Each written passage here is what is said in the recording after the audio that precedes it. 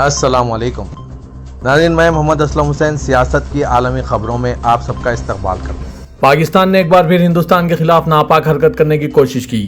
آج جمعے کی رات ہوتے ہی جموں کشمیر کے سانبا، راجوری، پونچھ، ادھم پور اور راجستھان کے جیسلمر، اتالی، پھلودی اور پٹھان کوٹ میں 30 سے زیادہ پاکستانی ڈرون دیکھے گئے۔ انڈین ایئر ڈیفنس نے ان تمام ڈرونز کو کامیابی سے مار گرایا۔ سانبا، راجوری اور ادھم پور میں بلیک آؤٹ کر دیا گیا۔ کئی مقامات پر دھماکوں اور سائرن کی آوازیں سنائی دے رہی ہے۔ دفاعی ذرائع کے مطابق پاکستانی ڈرون جموں، سانبا اور پٹھان کوٹ سیکٹر میں دیکھے گئے۔ جموں اور فیروز پور میں بلیک آؤٹ ہے، چاروں طرف سائرن اور دھماکوں کی آوازیں سنائی دے رہی ہے۔ ہندوستانی فوج نے فوری کارروائی کرتے ہوئے کچھ پاکستانی ڈرونز کو مار گرایا ہے۔ ہندوستان کا فضائی دفاعی یونٹ ہائی الرٹ پر ہے۔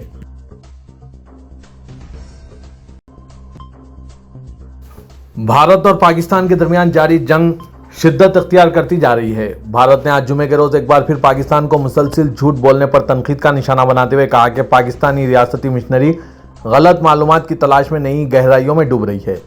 آپریشن سندور کے حوالے سے خصوصی میڈیا بریفنگ سے خطاب کرتے ہوئے سیکرٹری خارجہ وکرم مسری نے جموں کشمیر کے پونچھ میں پاکستانی فوج کی بھاری مارٹر گولہ باری کا حوالہ دیا، جس میں ایک گرودوارے کو نشانہ بنایا گیا، جبکہ اسلام آباد کے کسی بھی مذہبی مقامات کو نشانہ نہ بنانے کے جھوٹے دعووں کو بے نقاب کر دیا۔ ان حملوں کو برداشت کرنے کے بجائے پاکستان نے یہ مضائقہ خیز اور اشتعال انگیز دعویٰ کیا کہ ہندوستانی افواج اور ہندوستانی فضائیہ ہے جو امرتسر جیسے شہر کا نشانہ بنا رہا ہے اور پاکستان کو مورد الزام ٹھہرانے کی کوشش کر رہا ہے۔ یہ پاکستان کی طرف سے اپنی جارحیت سے انکار کرنے کی مایوس کن کوشش کے سوا کچھ نہیں ہے اور یہ دنیا کو دھوکہ دینے اور گمراہ کرنے کے ان کے انداز کے مطابق ہے۔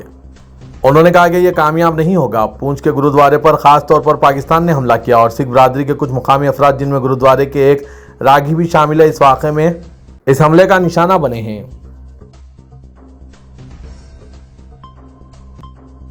ہندوستان کی وزارت خارجہ نے آج جمعے کی شام ایک پریس کانفرنس میں کہا کہ پاکستانی فوج نے ممکنہ طور پر 8 مئی کی رات کو ہندوستانی شہریوں پر حملے میں ترک ساختہ ڈرون استعمال کیے تھے۔ ہندوستان کی فضائی دفاعی نظام کے ذریعے مار گرائے ڈرون کے ملبے کی ابتدائی فورنسک تحقیقات سے پتہ چلا ہے کہ یہ ترکی کے ساختہ ایسیگارڈ سونگر ماڈل تھے، جو عام طور پر نگرانی اور درست حملوں کے لیے تعینات کیے جاتے ہیں۔ کرنل صوفیہ قریشی نے کہا کہ 7 اور 8 مئی کی درمیانی شب پاکستانی فوج نے بار بار مغربی سرحد پر بھارتی فضائی حدود کی خلاف ورزی کی ہے، جس کا مقصد فوجی انفراسٹرکچر کو نشانہ بنانا تھا۔ اس کے علاوہ اس نے لائن آف کنٹرول پر بھی بھاری ہتھیاروں سے فائرنگ کی۔ انہوں نے کہا کہ پاکستان نے لوہیا سے سرکک تک ہندوستان کے مختلف شہروں میں 36 مقامات پر تقریباً 300 سے 400 ڈرونز کے ذریعے دراندازی کی کوشش کی۔ ہندوستانی افواج نے پاکستانی ڈرون کو کانٹیکٹ اور نان کانٹیکٹ طریقوں سے مار گرایا۔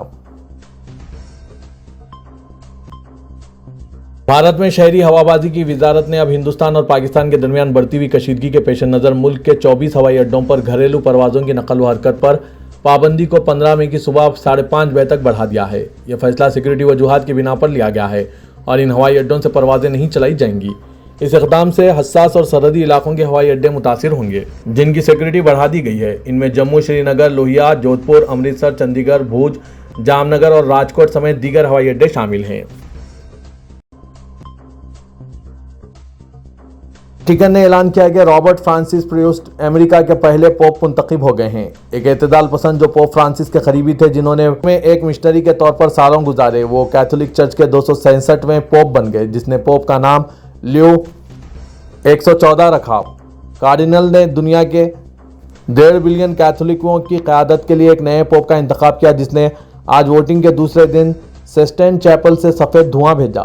سینٹ پیٹر اسکوائر میں جمع ہزاروں افراد نے دھواں نکلتے ہی خوشی کا اظہار کیا، تالیاں بجائے اور رونے لگے، جبکہ سینٹ پیٹرز اور روم بھر کے گرجا گھروں کی گھنٹیاں بجنے لگی۔ 65ویں پوپ کی جانب سے دنیا سے پہلے خطاب کے لیے سرخ پردے لگائے گئے۔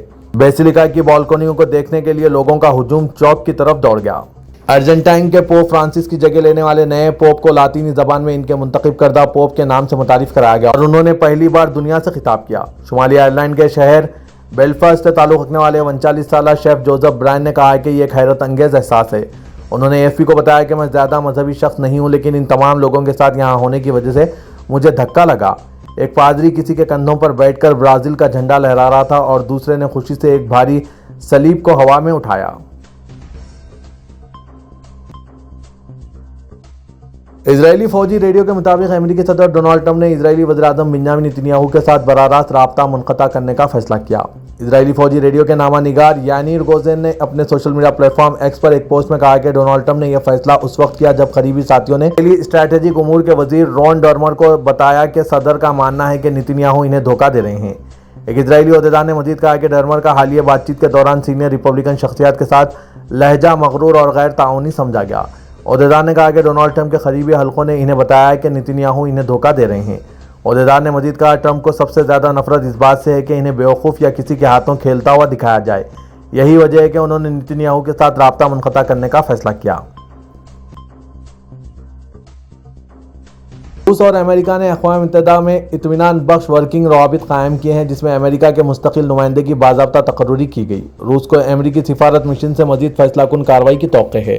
اقوام متحدہ میں روس کے نائب سفیر ڈمیٹری پولینسکی نے اطلاع RIA نوستی کو دی۔ انہوں نے کہا کہ ہم نے امریکی مستقل مشن کی موجودہ ٹیم کے ساتھ انتہائی تسلی بخش ورکنگ رابطے قائم کیے جو ہمیں اقوام متحدہ کے سبھی امور پر بات چیت کرنے کی اجازت دیتے ہیں۔ پھر بھی مستقل نمائندہ ہوتا ہے اور ان کی آمد سے ہم صدر امریکہ ڈونالڈ ٹرمپ کی ہدایت اور ترجیحات کی تکمیل میں امریکی سفارتی مشن سے مزید فیصلہ کن کارروائی کی توقع کر سکتے ہیں۔ یہ لمحہ جتنی جلدی آئے اتنا ہی بہتر ہوگا۔ ڈونالڈ ٹرمپ نے گزشتہ ہفتے اس وقت کے قومی سلامتی کے مشیر مائک والٹز کو برطرف کرنے کا اعلان کیا تھا۔ سگنل میسیجز کے ذریعے خفیہ معلومات لیک ہونے کے معاملے میں اہم شخص تھے۔ امریکی لیڈر نے کہا کہ وہ والٹز کو اقوام متحدہ میں امریکہ کا اگلا سفیر نامزد کریں گے۔ ڈونالڈ ٹرمپ نے کہا کہ قومی سلامتی کے مشیر کا کام عارضی طور پر secretary of state Marco Rubio کو دیا جائے گا جو محکمہ خارجہ میں اپنا عہدہ برقرار رکھیں گے۔ غزہ پٹی میں اسرائیلی حملوں میں آج کم از کم 21 فلسطینی ہلاک اور متعدد زخمی ہو گئے۔ غزہ کے شہری دفاع کے ترجمان محمود بسل نے بتایا کہ اسرائیلی جنگی طیاروں نے شمالی غزہ کے قصبے بیت العیا میں ایک رہائشی مکان پر حملہ کیا جس میں بچوں اور خواتین سمیت 9 افراد کی موت ہو گئی۔ انہوں نے کہا کہ غزہ شہر کے مغرب میں الشتی پناہ گزین کیمپ کے باہری علاقے میں فلسطینیوں کے اجتماع پر اسرائیلی فضائی حملے میں 3 نوجوان ہلاک اور 4 زخمی ہو گئے۔ ترجمان نے بتایا کہ اس کے علاوہ اسرائیلی فضائی حملوں اور گولہ باری میں غزہ کے جنوبی قصبے خان یونس، دیر البلح شہر، وسطی غزہ میں نصیرات پناہ گزین کیمپ اور غزہ شہر کے مشرق میں شجاعیہ محلے میں گھروں، اسکول اور ٹینٹ ہاؤس کو نشانہ بنایا گیا جس میں ایک لڑکی اور ایک خاتون سمیت 9 افراد ہلاک ہو گئے۔ اسرائیلی فوج نے ابھی تک ان واقعات پر کوئی تبصرہ نہیں کیا ہے۔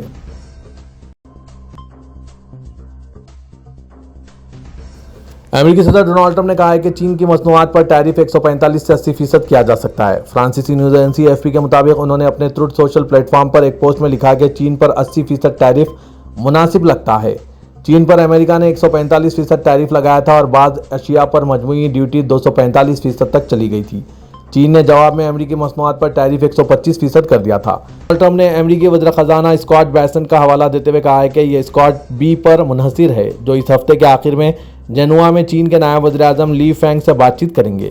ایک اور پوسٹ میں امریکی صدر نے لکھا کہ چین کو امریکہ کے لیے اپنی مارکیٹ کھولنی چاہیے جو اس کے لیے بہت اچھا ہوگا۔ بند مارکیٹ کا کوئی فائدہ نہیں۔ چین کے سرکاری ڈیٹا کے مطابق تجارتی جنگ کے باوجود اپریل میں اس کی عالمی برآمدات میں اضافہ ہوا ہے۔ ماہرین کے مطابق بیجنگ نے اپنی برآمدات کو جنوب مشرقی ایشیا کی طرف بھیجنا شروع کر دیا تھا اور امریکہ کے لیے اس کی برآمدات میں 17% کمی ہوئی تھی۔ سعودی عرب کے 2 سرکردہ ثقافتی انکیوبیٹرز کے بانی شہزادی نورا سعود نے کہا ہے کہ کئی سالوں تک دوسروں کی کہانیاں بیان کرنے کے بعد اب سعودی تخلیق کار خود اپنی کہانیاں لکھ اور سنا رہے ہیں۔ عرب نیوز کے مطابق آج شہزادی نورا السعود نے لندن میں creative women plate form forum سے خطاب کرتے ہوئے کہا کہ آخرکار ہم اپنی کہانیاں خود لکھ رہے ہیں۔ ہمیں اس پر فخر ہے اور دکھا رہے ہیں کہ ہم حقیقت میں کون ہیں، دوسروں کی توقعات پر پورا اترنے کی کوشش نہیں کر رہے ہیں۔ شہزادی نورا سعود رکن کرپٹو ایکسچینج اور المشتل کریٹیو سپیس کی بانی ہیں جو سپورٹ اور تربیت کے لیے ریاض میں تخلیق کاروں کی منزل ہے۔ انہوں نے مستقبل کی تشکیل میں خواتین کے کردار پر مختلف شعبوں سے تعلق رکھنے والی شخصیات سے بات چیت کی۔ ان کا کہنا تھا کہ المشتل، جس کا عربی زبان میں مطلب پودوں کی نرسری، جس میں انٹیریئر ڈیزائن اور بیک گراؤنڈ میوزک جیسے موضوعات پر باریکی سے توجہ دی گئی تاکہ اسپیس میں ثقافتی شناخت بڑھائی جا سکے۔ شہزادی نورا سعود نے کہا ہے کہ سائنس، ٹیکنالوجی اور بزنس جیسے نجی سیکٹرز میں کام کرنے والی سعودی خواتین کو اپنے کام اور کامیابیوں کے بارے میں زیادہ بات کرنی چاہیے اور دکھانا چاہیے کہ وہ یہاں تک کیسے پہنچے۔